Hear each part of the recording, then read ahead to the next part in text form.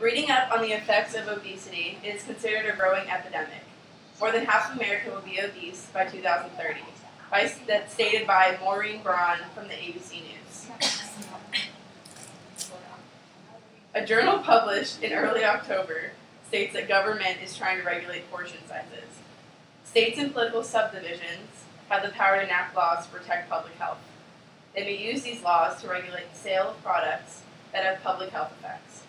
Obesity kills at least 400,000 people a year, and it leads to heart disease, cancer, diabetes, and much others.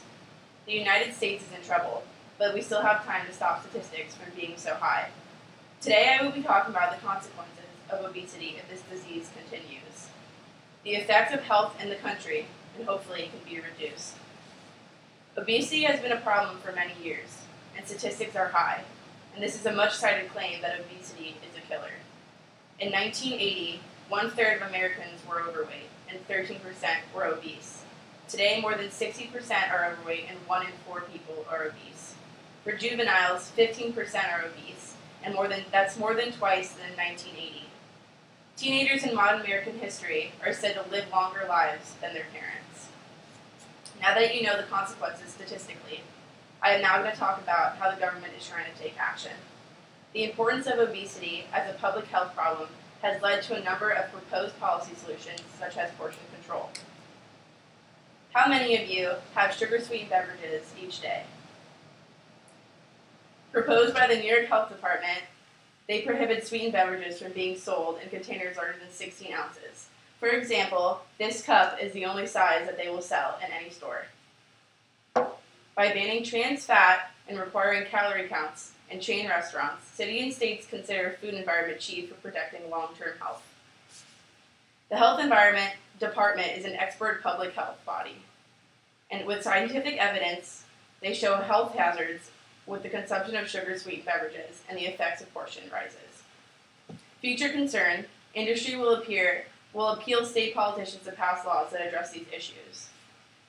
For the final aspect, the future state of health and healthcare in America. The rate and size of obesity epidemic has put a toll on the healthcare system. Millions of new diseases have cost the United States up to $66 billion in treatment and over $500 billion in lost productivity. All the 50 states total could have rates above 44% by 2030, and 39 states could have rates over 50%. 13 states could have adult obesity rates over 60%.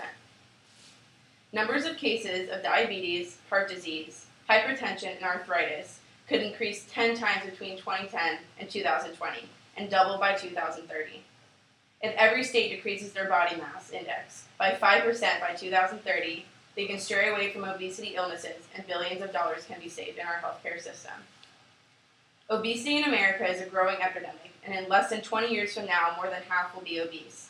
Because of poor eating habits and chain restaurants that are unhealthy in America, our lives and the numbers of obesity is growing. Obesity is taking a toll on the healthcare system, causing overspending on a bad habit. But it's never too late. To improve the healthcare of America, we are associated with being obese, but we can take action and start changing now. Let's not make this a sad part of reality.